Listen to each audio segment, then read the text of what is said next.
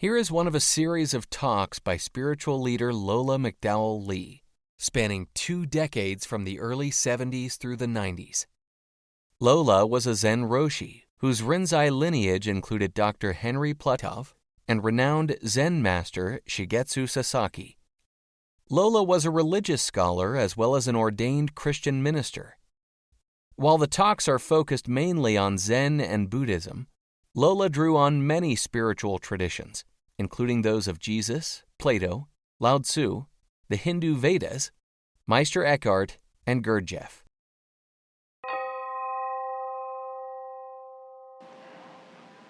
The monk asked non-Zen, "Is there a teaching no master ever preached before?" And non-Zen said, "Yes, there is." "What is it?" asked the monk. And non-Zen replied, "It is not mind, it is not Buddha, it is not things."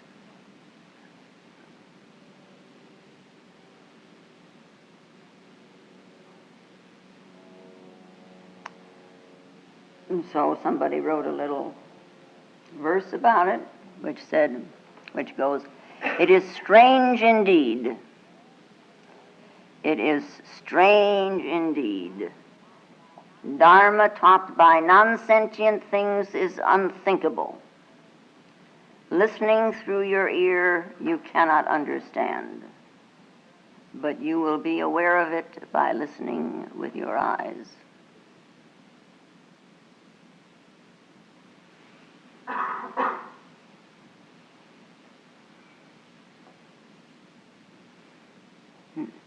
Figure that one out.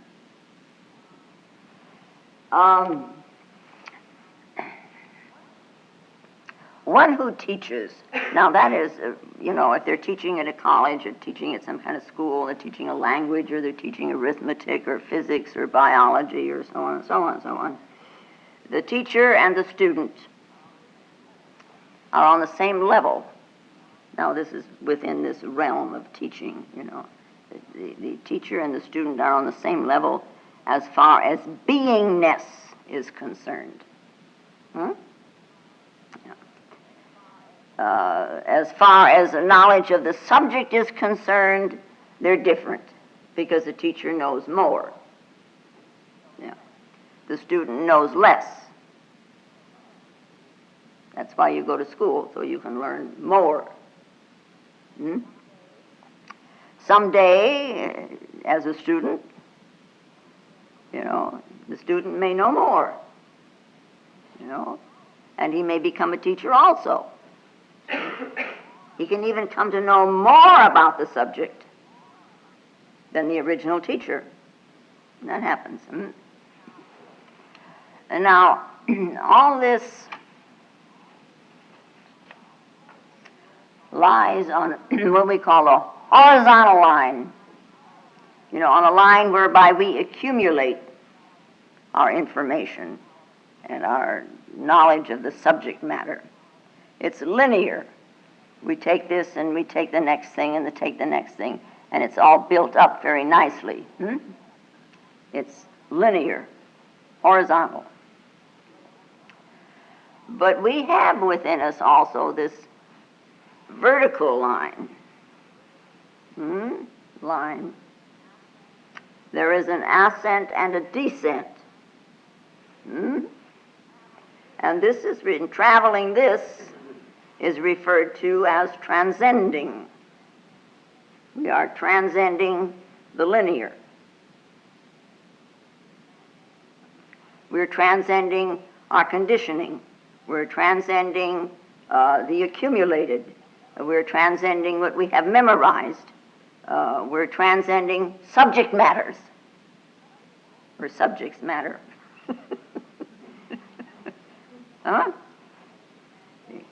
And in the transcending, then we see truth, or being, So we realize that becoming,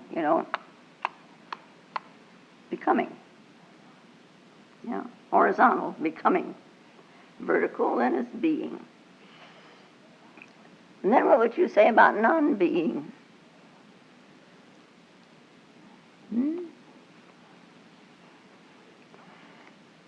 Becoming is in the being.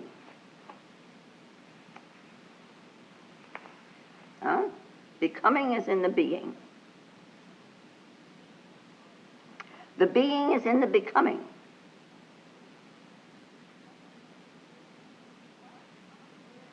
One becomes aware of being, and then one becomes aware of becoming in the being.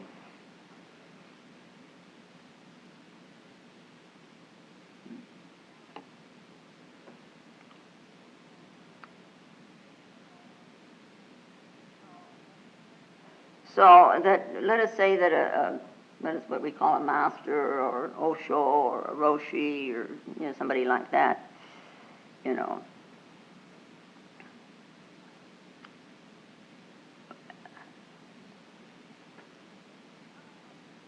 In becoming being, he becomes truth. He becomes it. Because of the experience, it becomes. He becomes it. It is not something that he's got in his head, something that has been added to him. Something has changed in him so that he becomes it. This is the difference, I think, somewhat between Zen and going to someplace and studying religion. Studying religion, it sits up in here, but when you sit down for the meditation practice, and I don't limit that really to Zen either. There's the Tibetan thing, and there's, other forms of Buddhism. But I think, except for Tibetan Buddhism, Zen really stands out as becoming the truth more than the rest do.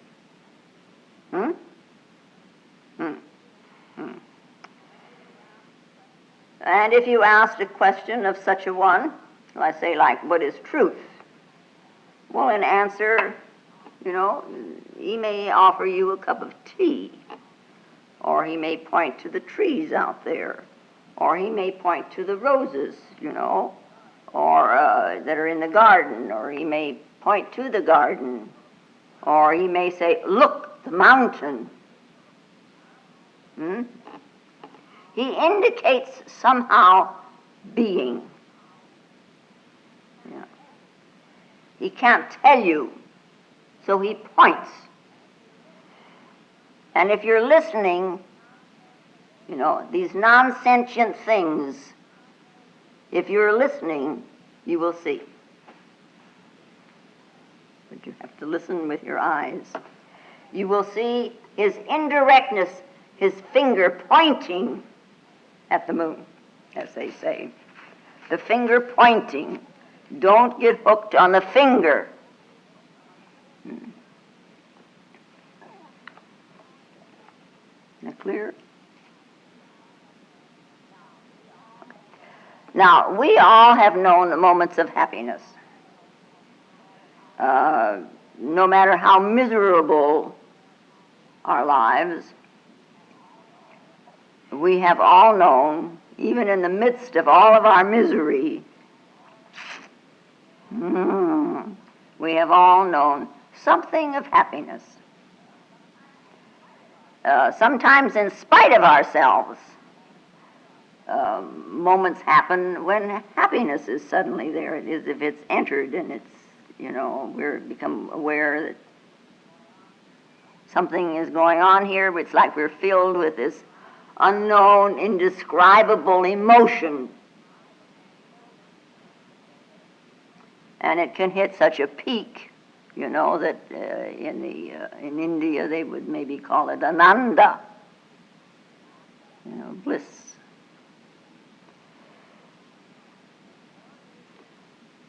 Or there could be just heretofore unknown depth of silence. The depth of it. And then out of which we suddenly realize, because we have known this silence, that we're happy. Or again, you can use the word ananda. Or we're walking along the street one day and our head is full of all kinds of things we have to do, and it's like a burden we're carrying around. And walking along there, all of a sudden we feel very light and carefree, as if this burden had been lifted. We're happy. For no apparent reason. We're just happy. And these moments come to all of us. They have come to all of us. You can't find a person in this world who, for a few moments, has not known happiness in his life.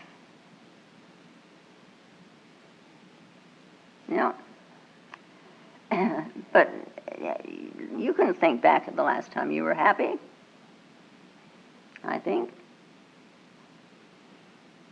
Well, maybe not. But try. I mean, it's sitting in there somewhere, You'll notice, if you observe, that when these moments of happiness come, that they come indirectly. All of a sudden, you're in this state. Unexpectedly, they happen. You weren't waiting for it. You weren't sitting there by the side of the road twiddling your thumbs, saying, well, in a few moments now happiness is going to come by and I've got to be here ready, waiting for it. No. You're doing something else. You're occupied otherwise. And suddenly you become aware of this happiness, this lightness, and you're carefree, If you're waiting for it, if you're expecting it, you're going to wait a long time. If you're anticipating it, you're going to miss. Or we could say the moment misses you, because in your anticipation, you keep it out. For instance, as a very small example, for instance, you're expecting a guest. And it is a person that you're going to be just delighted to see and you haven't seen for a long time. And so all your expectations for the moment, of their arrival and the happy time you're going to have together reminiscing and having a little bite to eat and so on and so on. And then the guest arrives in a very bad humor. He's had very bad news. And all your expectations just go down the drain. There goes your happiness.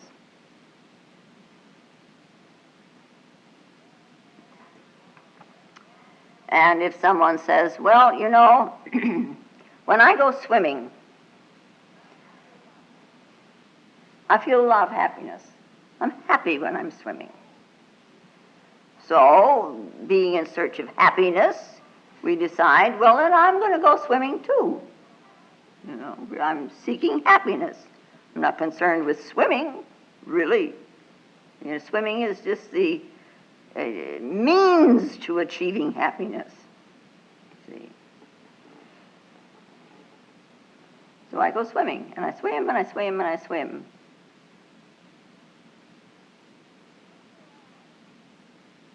Isn't that an old song, anybody, Brooke? Swam and I swam all over the dam.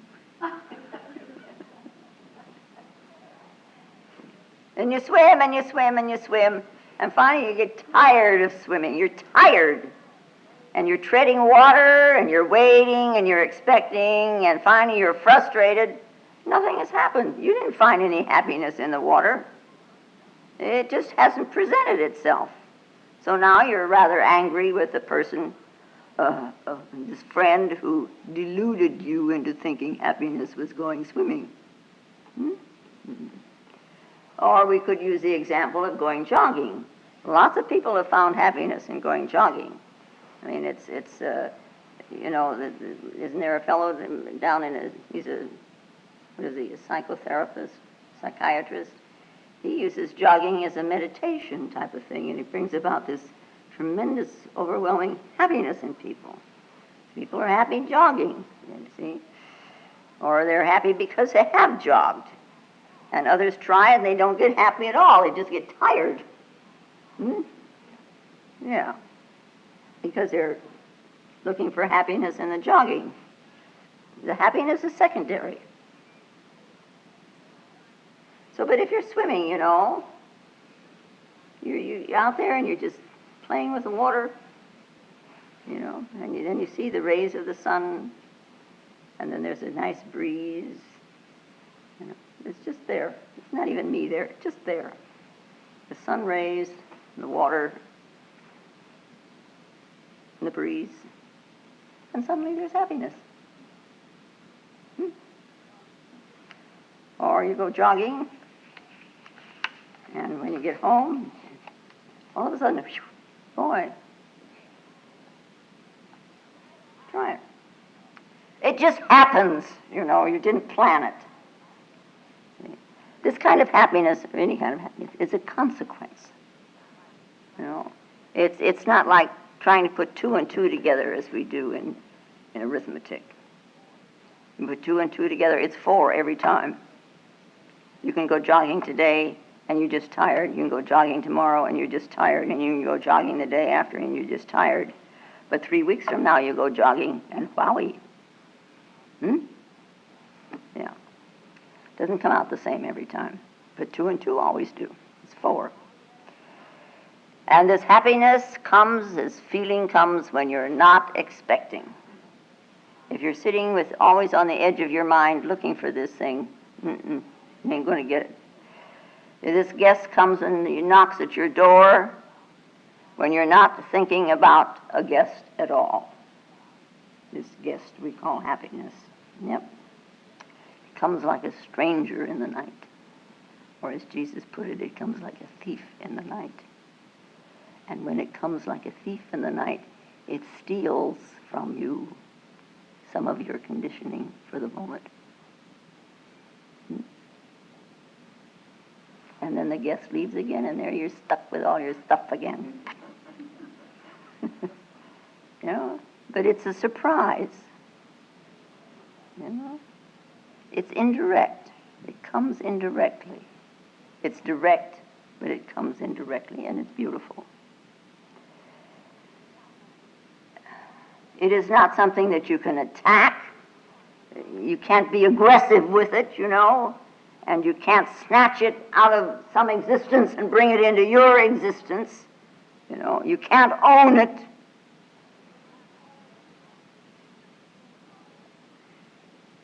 So there comes this saying that truth cannot be taught. Bliss cannot be given. This bliss is ananda, you cannot give. And ecstasy cannot be purchased in the marketplace. You know. But the way we think, the way we have been trained to think, you know, in terms of getting, of purchasing. If I got enough money, I can buy anything. There are people that think that, you know. We can collect. And when I collect enough, I'll be happy. And when I collect enough of these facts, then I'll know the truth. Our minds don't think in terms of happening. It happens. You sit for meditation, and one time in all of these sittings, something happens. And you have no control over it. And as I said, you cannot be aggressive against this power with which I am conscious, and you can't snatch it down from the stars so that you can hold it and say, see what I got. You can't do that. It is a happening. Our minds don't think of happenings because we cannot control a happening. And our minds want to control. You know, there was a man once who, for some reason or another, whatever reason, he became extremely wealthy. I mean, very wealthy. And naturally, when this happened, he began to collect all the things he had always wanted. You know, he got himself a very big house and a big car. Well, actually 5 cars, you know. and a swimming pool, Olympic-sized swimming pool, no less, and lots of clothes and lots of trips, and everything he had always, thought he'd like to have. And for his darling daughter, he sent her to the very best of universities. He had always wanted an education, and so this was by way of fulfilling his desire that his daughter should be educated. He felt by now he was too old to go back to school. But the children will get the education in my place. Yes and yes. And so he packed her off to school, and after a few weeks he got a letter from the dean of the college. And the letter said, "To be frank, we cannot admit your daughter to the university because she has no capacity to learn." And the father answered this letter saying, "Just capacity? Well, don't worry. I will buy the best capacity in the marketplace and send it to you."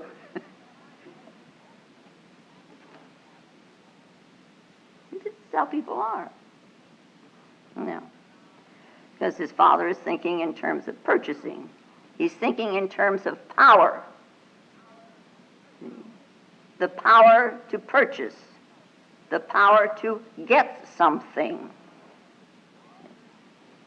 So, however, we're stuck here knowing that we cannot acquire truth through power, through purchasing. It comes to you not through power, it comes to you when you are humble.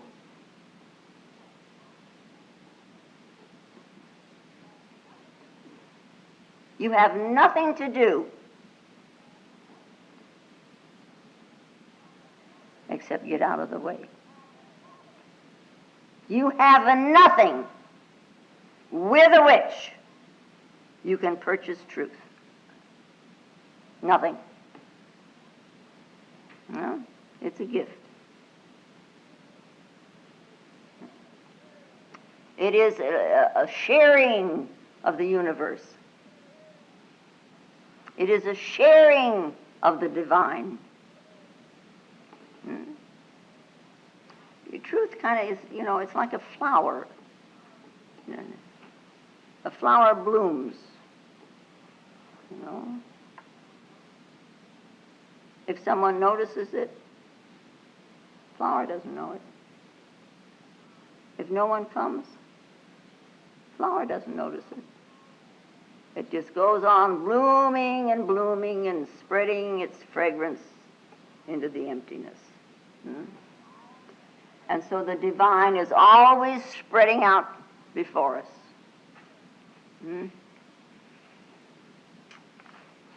How do you pick it up?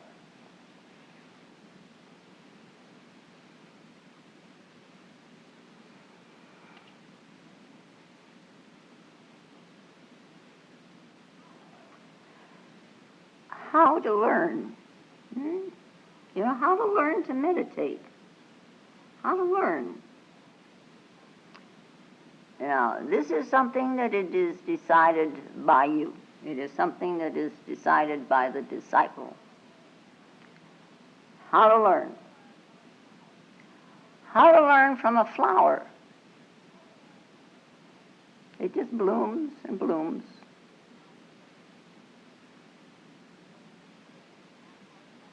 Spreading its fragrance. It's good works, if you want to call it that way. But a flower doesn't talk. A flower shows.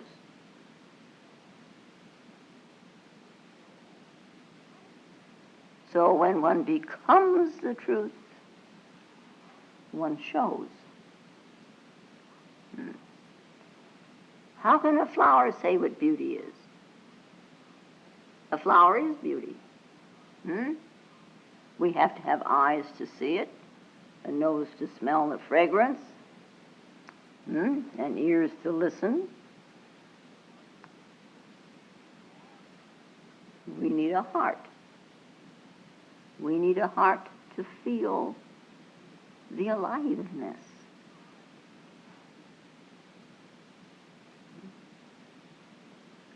To feel the beauty.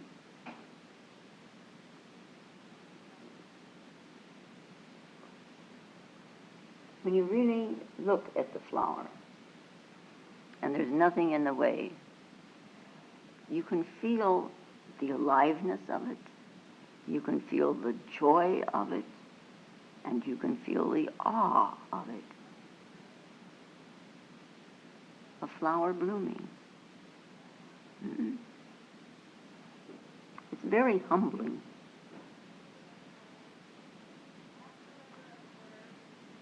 Have you ever observed in your meditation, when you are, say, involved only with breathing, which is one of the very basic practices, it's fundamental, and we go back to it all the time. Mm-hmm. When you're only breathing, the whole universe breathes with you. Just as you inhale and fill the chest, and then exhale and the chest shrinks and falls, the same rhythm in the universe. The whole existence breathes. It expands, it inhales, and it exhales. And if you become one with that rhythm, just breathing, the whole is breathing, not you breathing, the whole is breathing, you'll find out something about this world in which you find yourself.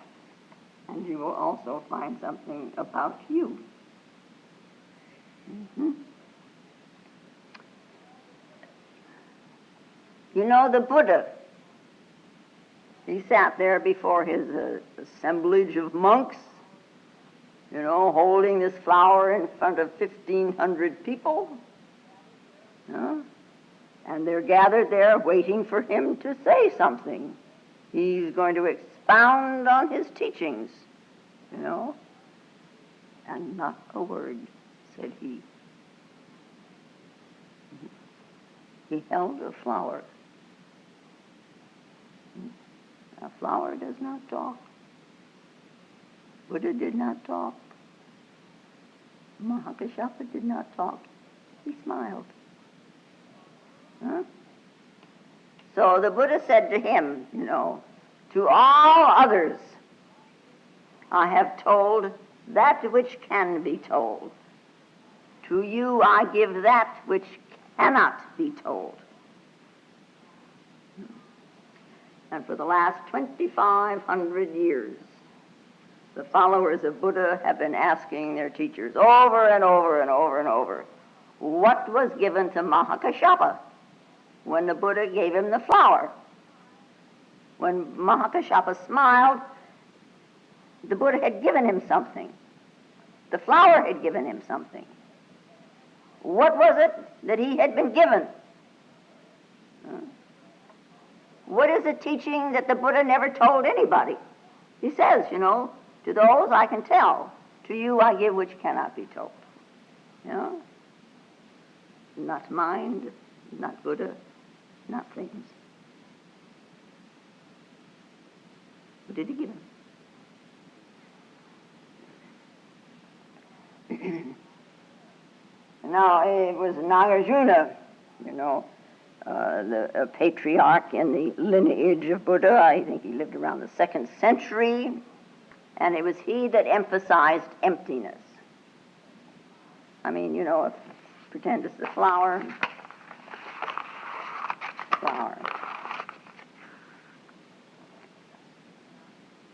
If it were not for the emptiness around it, you would never see that flower, would you?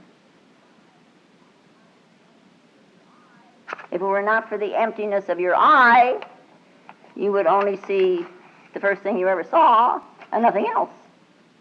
The image would be stuck there. So the eye is empty to make room for more images. And your ear, you hear all kinds of things. You hear much more than you realize you hear. But, you're very selective and you shut out everything else. It's the same thing with the eye. You shut out a lot of things. And then you forget that your eye is blind also, and so you only see a part of what's there anyway. And then being selective, you shut out some more. So you see something. Anyway, with the ear, with the nose, and with the tongue, the taste, Same thing. All is empty. We chant that every time we sit. All is empty. Yeah. It's taking humanity an awfully long time to get around to understanding some of this. But you know, I noticed a book at one time about Nagarjuna's emptiness.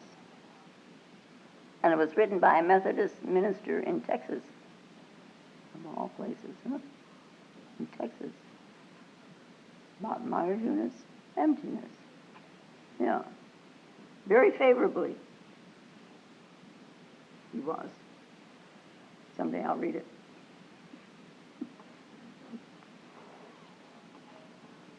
And in the sayings of Nan Chuan, it is written that the governor of the Qi district asked the fifth patriarch, now they were in China now, the fifth patriarch, Bodhidharma the first, and this is the fifth now, his name was Hung Jin. Huh? And he asked him, how is it that you've got 500 followers that you chose Wei Ning in preference to all the others? You know, why was he singled out? I mean, after all, what did he do? He sat back there in the kitchen and pounded rice. Yeah? And he's given the robe of transmission, and he's given the bowl of faith. And so he becomes the sixth patriarch. You know, how come? How was he different? And Hung Jin answered, 499 of my disciples understand well what Buddhism is. But one Wei Ning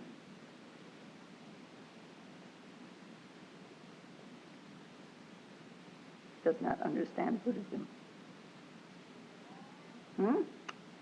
He is a man not to be measured by ordinary standards.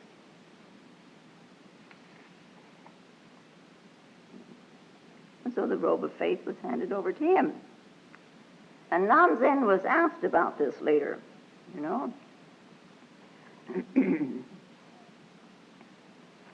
And he said in reply, in the age of void, the emptiness, there are no words whatever.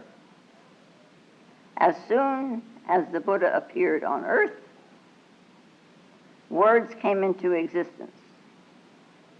Hence our clinging to signs. And thus, as we so firmly take hold of words, we limit ourselves in various ways, while in the great way there are absolutely no such things as ignorance or holiness.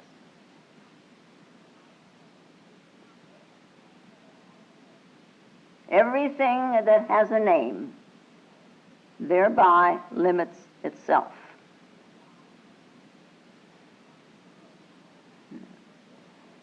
So this old master said that it is neither mind nor Buddha and not a thing.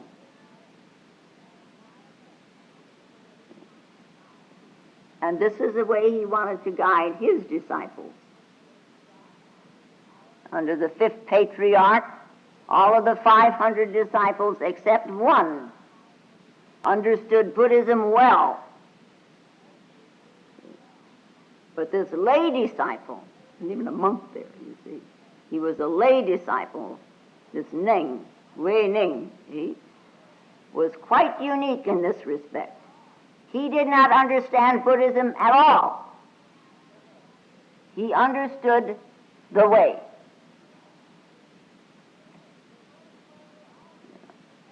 The great way only, and no other thing.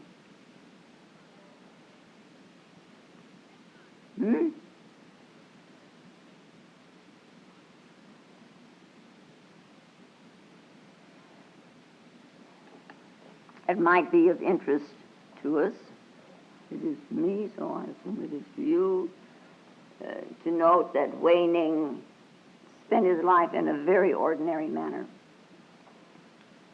He was in the monastery, and all the while working to develop the noetic quality of his mind. He didn't over and over and over repeat the name of the Buddha. Namamita Betsu, Namamita Betsu, Namamita Betsu. He didn't do that. He didn't worship the Buddha according to the prescribed rules of monastery life. He did not confess his sins, which are a part of the Buddhist ceremony. At the beginning of every ceremony, you're supposed to confess your sins, and there's a whole little thing that you should repeat. And he didn't ask for pardon through the grace of God. He didn't throw himself down before the Buddha and offer these ardent prayers for assistance. Just see me through this so that I can know. He didn't do any of that. He simply pounded rice, concentrating, pounding rice, so that the rice would be ready for the brotherhood's consumption, so that his brothers, the monks, would have something to eat. And this ultra commonplace,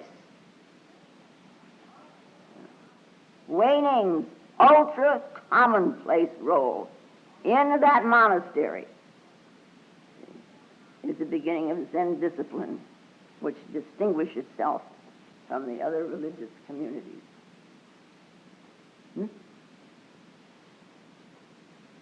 This discipline that Wei Ning brought about for himself. A little different. He brought a little different slant into the thing. Rinzai brought a different slant into the thing. I'll tell you about that one these days. It's very interesting. The Buddha nature is ever pure and undefiled.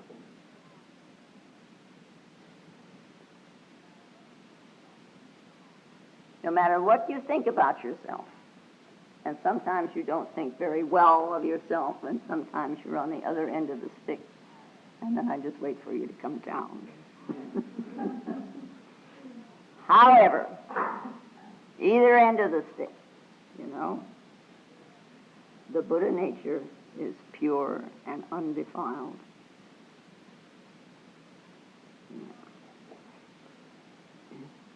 And these little stories that I tell, and sometimes I repeat them often.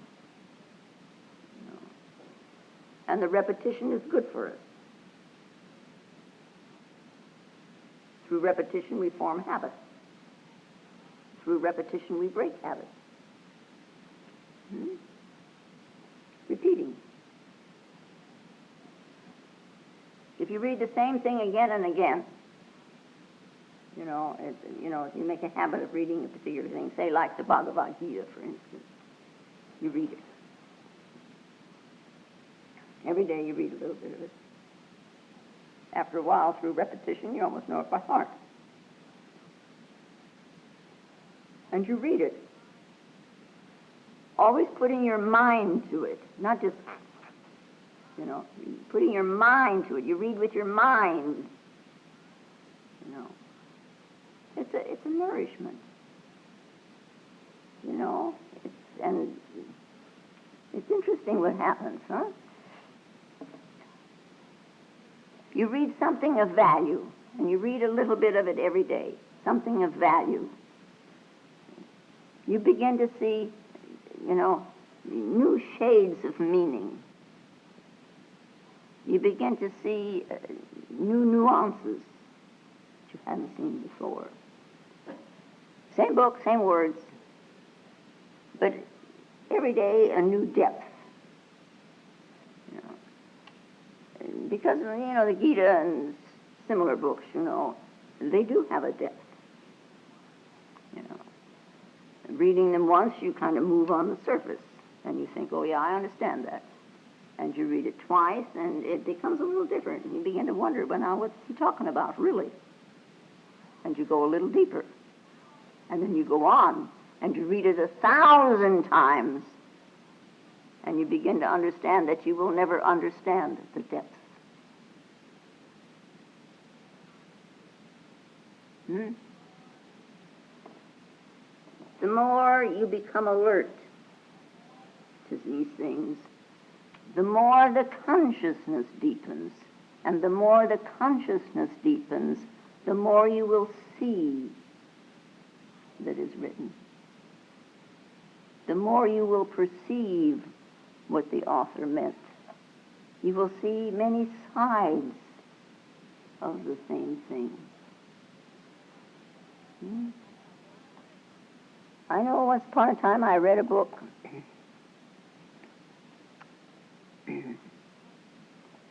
Well, it was by Manly Hall. And I'm reading a particular chapter in it. And all of a sudden something happened to me. Now, that's when I was still living in San Diego, long before I ever moved up here. I'm sitting in a chair this evening, and everybody else is on it, and I'm reading this thing. And it was quite an experience. And because all of a sudden, I realized that everything was, a side effect of it, everything was within me. I couldn't go praying out there for help. I couldn't pray out there for anything. It was all inside of me. And I got rather confused for a moment. But the effect that is the light of that, I walked in that for 6 weeks. And then, of course, sometime later, I wanted the same experience again. Ha, ha, ha, ha, ha. You got to be kidding.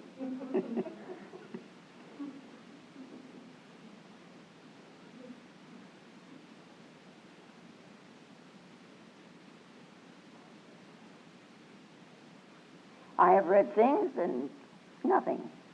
Pick up a book and look at it again and, oh my God, what's going on here, Fantastic. It is you. And when something that you read has value, it is an assist.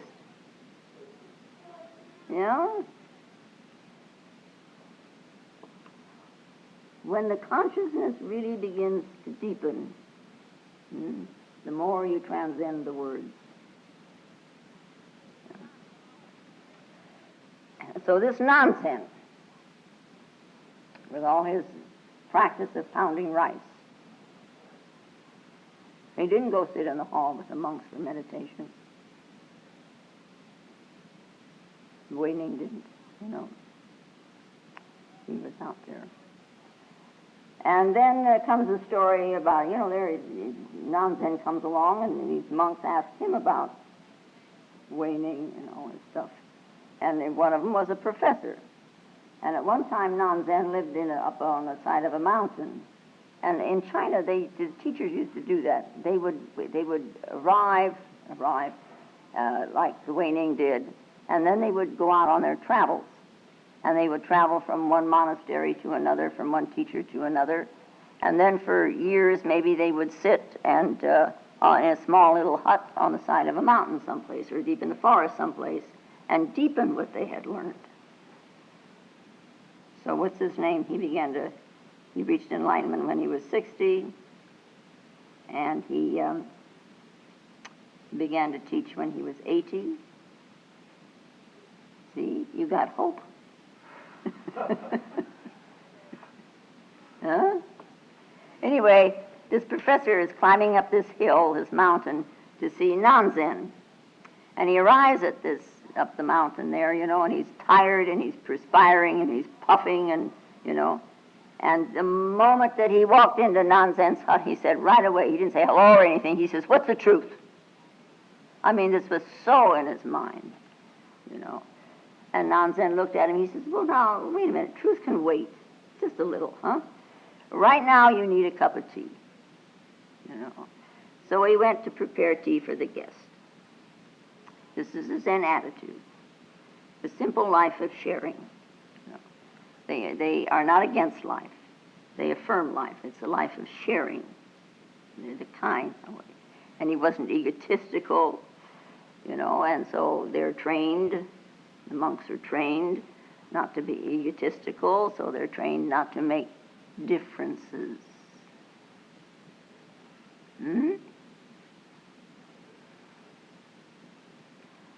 Differences are basically egotistical. And there's a little game you play with differences. It's called higher. I have more money. I am higher than you. I have more education. I am higher than you. These are differences. I am more pious. I am higher than you. I have renounced more. I am higher than you. I have been through more misery. I am higher than you. Preferences, differences. If you're making preferences, quite naturally you always prefer yourself and your ideas. And so how could you possibly see the truth? The great way is open for all. All you have to do is set aside your preferences, your differences. No higher, no lower. If it takes humbleness, and it does, takes humbleness to get into this emptiness, to this void, how can you be higher and humble at the same time? No. Anyway, Nanzen, he went ahead and prepared the tea. And he came out into this other room to the visitor, and he handed him the empty cup and then began to pour the tea into it. And the cup pretty soon was full. And then something very irrational happened. Nanzen went right on pouring tea. And the cup was overflowing. And it ran over the professor's hands. Hot tea, over his pants. Hot tea, burned his leg. Hot tea, And first surprise showed in his face, and then finally he yelled, what's going on here? What are you doing? The cup can't hold anymore. Can't you see a simple thing like that? And Nanzen laughed, and he says, that's what I was thinking. You can see that the cup is full and overflowing, but you can't see that your own mind is full and overflowing. You're a reasonable man. You can see the tea. Now look at yourself.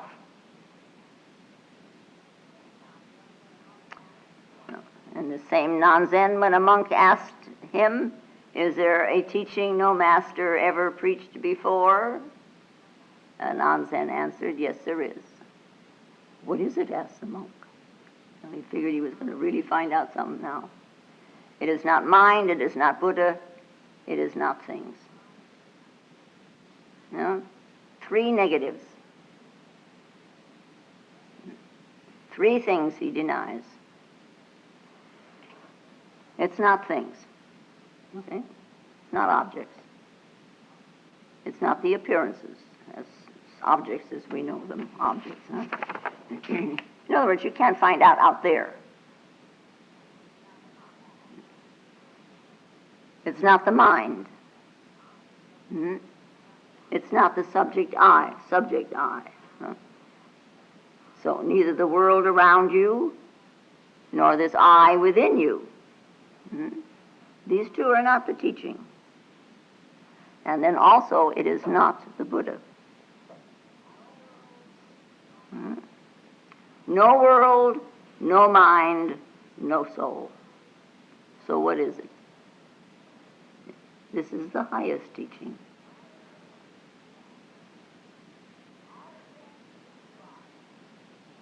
all the things you think you are. And look at it once in a while. All your things, all your thoughts, you. When these things are denied, what remains? Truth. And that which remains liberates. That which remains enlightens. The truth. Now, to deny, that doesn't mean you're going to destroy anything. Denying is not destroying.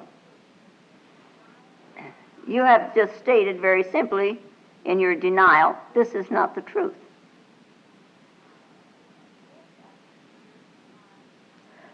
This, as it appears in my consciousness, is not the truth. This may be the truth if I have listening eyes. But this, as it appears to me, it is a thing. And it's not a thing. I have not destroyed anything. I have tried to destroy a concept. But what the heck, the concept is empty anyway. You toss that one out and you'll have another one to replace it right away. No difference in me. By denying, you do not destroy, basically, huh? You just stated it's not the truth. So then what is truth? Ordinarily, people in this day and age think about bank balance, about the house, about clothes, and they live in that. That's their lives. They live in it. This is what is of concern to them, you know. They live in it and for it. And so it is said that they sleep in things. You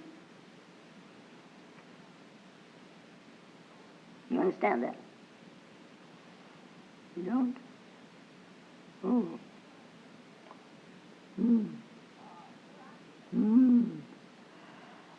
There are different. I don't know how late it is already. You'll have to find out.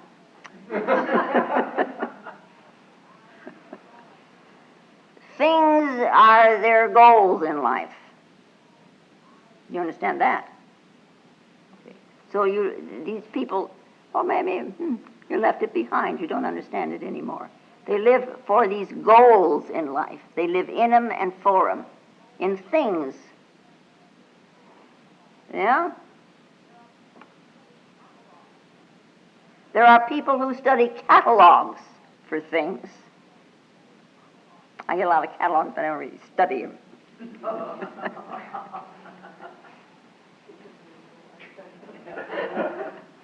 But some people really study them. I know of a couple. They study them. And they study them for things. I got into the catalog business on account of there for a while I couldn't go shopping. And I needed to have the strength nor the time. So I bought stuff through the catalog. So now I get 1 million, like many as 14 a day. Anyway, I heard a story once about this very religious man was traveling, and he was going from place to place to give lectures. And he would stay in a place maybe 3 days, and then he'd go on, and he would stay with the people that were sponsoring him in these different towns. Speaking of something like that, there is a Tibetan Rinpoche going to speak Tuesday night at the Unison bookstore in San Diego on 5th Avenue. Which bookstore? I think it's Unison. Not unisex, it couldn't be that. No, it's not the Unicorn. Unison on Fifth Avenue. Anyway, this man was staying at this particular house in this particular town with a particular family at this time. And in the morning, as was his habit, He wanted to read something out of the Bible for himself, refresh himself, and he wanted to pray a little. That's the way he started his day. And the little child of the family came by and went through the room, was going someplace else, and he asked him, would you be so kind as to bring that book? And then he thought to himself, well, the child might understand what book he was after by saying, would you bring me the book that is the Bible? So he said to the child, would you please bring me the book that your mother reads every day? And he brought him the whole Earth catalog. See? Now that's sleeping in things. Huh? And then there's the sleep of the mind. Yeah. You're not really concerned with things, but concerned with ideas. People who write novels and you know, poets, and they're thinking of philosophy and thinking of metaphysics, and here they're thinking, you know. They can't get any further than that. They're asleep in the mind, in things of the mind, in the thoughts. And then there are those who have renounced the world, and they have renounced all the things of the world, and they have renounced the mind. They're not concerned. Not concerned with things, not concerned with the world, not concerned with thoughts. But there is this little subtle something in here that is called I. Yeah. Only now they no longer call it I, they call it the Atma, the self, you know. And this is sleeping in the ego.